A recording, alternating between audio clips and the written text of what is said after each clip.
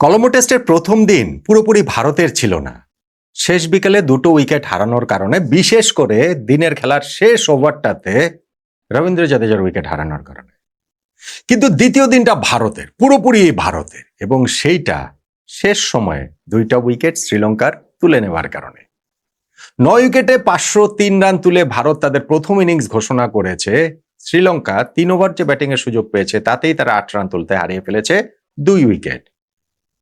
এই টেস্টে শ্রীলঙ্কাকে পুরোপুরি চেপে ধরেছে ভারত।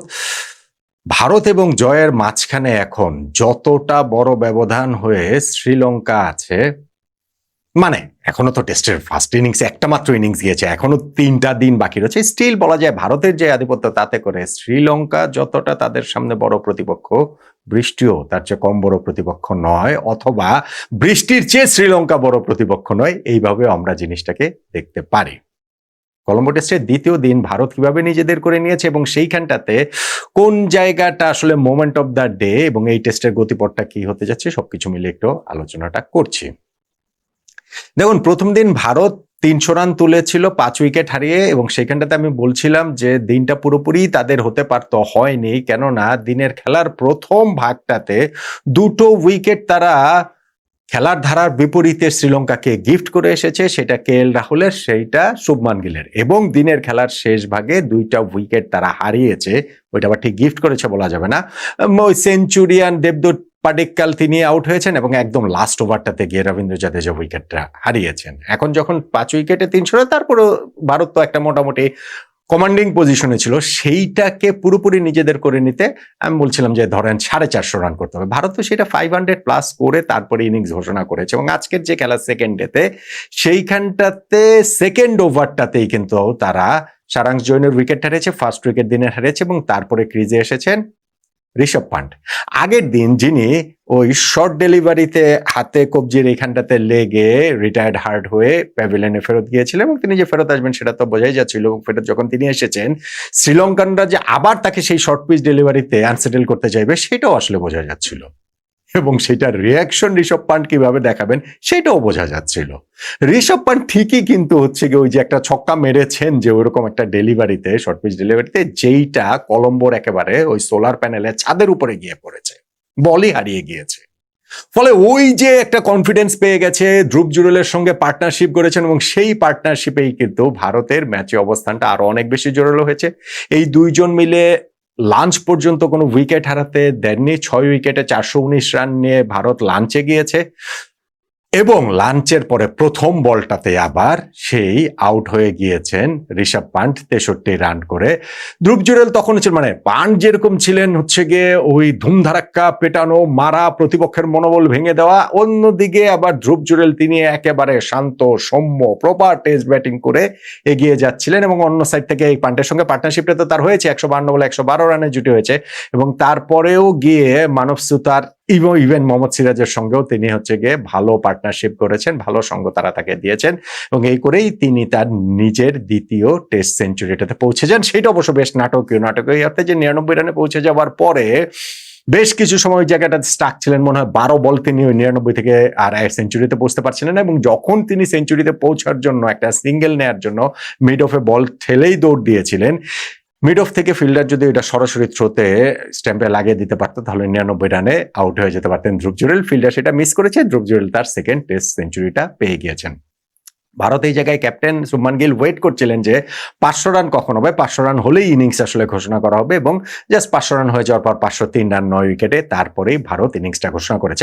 আমার ইনফ্যাক্ট তখন মনে হচ্ছিল যে ভারতকে আসলে একটু দেরি করে ফেললো কিনা, স্পেশালি যখন শ্রীলঙ্কা আবার ব্যাটিং এ নামলো, ব্যাটিং এ নামার মানে পর 2 বল পরে এই বৃষ্টির কারণে আবার খেলাটা বন্ধ হয়ে গেল। বৃষ্টি তো এই টেস্টে ঝামেলা করছে, শ্রীলঙ্কাতে এই সময় বৃষ্টি ঝামেলা করবেই, এবং ভারতের প্রতিপক্ষ যতটা শ্রীলঙ্কা ততটাই বৃষ্টিও। সবকিছু মাথায় রেখে যে ঠিক আসলে 500 রানে গিয়ে ইনিংস ঘোষণা করতে হবে, সাইকোলজিক্যাল ব্যাপার স্যাপার রয়েছে, কিন্তু আমার মনে হয়েছিল যে আসলে ধ্রুব জুরেলের সেঞ্চুরি হওয়ার পরও হয়তো বা ঘোষণা করতে পারতেন ইনিংস সেইখানটাতে শুভমান গিল। তবে দিনে যে ওই 3টা ওভার ব্যাটিং এর সুযোগ পেয়েছে শ্রীলঙ্কা, তাতে করে আর ওই কোনো সংশয়ের জায়গাটা আর নাই যে না আর একটু আগে ইনিংস ঘোষণা করলে হয়তো আর একটু ভালো হতো। কেননা ওই 3 ওভার ওই 2 বল পর বৃষ্টির কারণে খেলা বন্ধ হয়ে গেছে। আবার যখন খেলা শুরু হয়েছে শ্রীলঙ্কার ব্যাটসম্যানরা বারবার কমপ্লেন করছিলেন, কিন্তু আম্পায়ার যে লাইট মিটার দিয়ে খেলা চালিয়ে যাচ্ছিলেন, এবং সেইখানটাতেই কিন্তু দুইটা উইকেট ভারত তুলে নিয়েছে। উদাহরণের উইকেটটা ওইখানে তুলে নিয়েছেন হচ্ছে গিয়ে প্রসিদ্ধ কৃষ্ণা, এবং তারপর নাইট ওয়াচম্যান হিসেবে যে জয়সূর্যকে নামানো হয়েছিল তাকে মানব সুতার এলবিডব্লিউ করে দিয়েছেন। যেটা একটা ইন্টারেস্টিং ব্যাপার যে লাইট যেটা ছিল সেটা আর পারমিট করছিল না পেস বোলারদের বোলিং করানোর, ফলে মানব সুতারকে এনেছে এবং মানব সুতার মোটামুটি হচ্ছে গিয়ে পেস বোলারের গতিতে যে আর্ম বল করেছিলেন, একটু আগে একটা আর্ম বল করেছেন সেটাতেই প্রায় আউট হয়ে যাচ্ছিলেন ওই জয়সূর্য, কিন্তু সেই আউটটা হননি, কিন্তু একটু পরে আবার আরেকটা আর্ম বলে তিনি ঠিকই এলবিডব্লিউ হয়ে যান।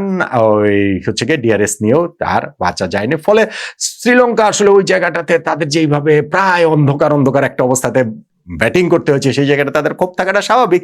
কিন্তু ভাই ধরেন এখন এই যে লাইট মিটার রয়েছে, এটা আম্পায়ারদের তো একটা স্ট্যান্ডার্ড রয়েছে যে কতটুকু লাইট হলে খেলানো যাবে, কতটুকু লাইটে পেস বোলাররা বোলিং করতে পারবে, কতটুকু লাইটে হচ্ছে গিয়ে পেস বোলিং অফ করে স্পিনারদের দিয়ে বোলিং করালেই শুধু খেলা চালানো যাবে। ফলে ওইখানটাতে আসলে শ্রীলঙ্কার আক্ষেপের জায়গা থাকতে পারে, কিন্তু খুব কমপ্লেইনের জায়গা থাকার সুযোগ আছে বলে আমার কাছে মনে হয় না।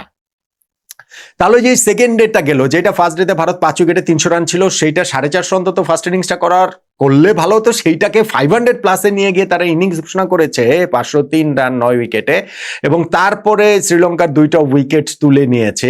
এই দিনটার মোমেন্ট অফ দ্য ডে আসলে কোনটাকে বলেন, বেশ কয়েকটা জায়গায় কিন্তু আছে। আমার কাছে যেমন মনে হয় যে ধরেন ঋষভ পান্ট যে ছক্কাটা মারলেন, যে তাকে আবার ওই শর্ট পিচ ডেলিভারিতেই আনসেটেল করার চেষ্টাটা, যেইভাবে তিনি হচ্ছে গিয়ে জবাবটা দিলেন, এটা দেখার জন্য আসলে একটা দারুণ বিষয়। সাইকোলজিক্যালি কতখানি এগিয়ে গেছেন এটা আসলে খুব মানে একটা ব্যাটসম্যানদের পয়েন্ট অফ ভিউ থেকে, ভারতের পয়েন্ট অফ ভিউ থেকে দুর্দান্ত একটা ব্যাপার।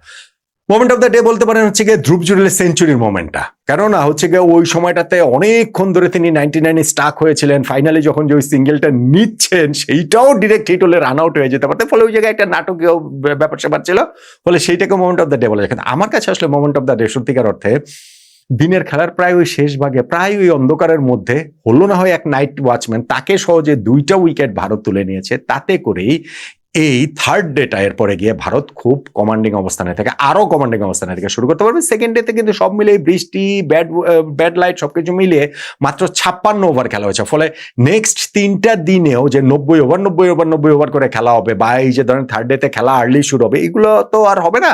ওই বৃষ্টি আসলে ঝামেলা করবেই, সেই ঝামেলা পেরিয়ে ভারত ফার্স্ট ইনিংস একটা হিউজ টোটাল করে ফেলেছে।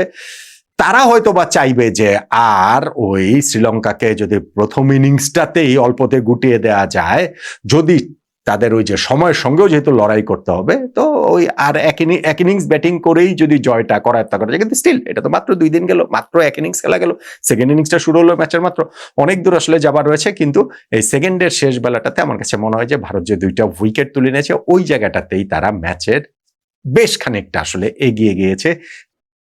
ম্যাচের হিসাবে, স্কোর কার্ডের হিসাবে এগিয়ে গেছে, সাইকোলজিক্যালেও আসলে এগিয়ে গিয়েছে ওই 3 ওভারে 2 উইকেট ভারতে তুলে নেওয়াটাকেই। তাই সেকেন্ডের আমার কাছে কলম্বো টেস্টের মোমেন্ট অফ দ্য ডে বলে মনে হচ্ছে। কি বলবেন আপনি?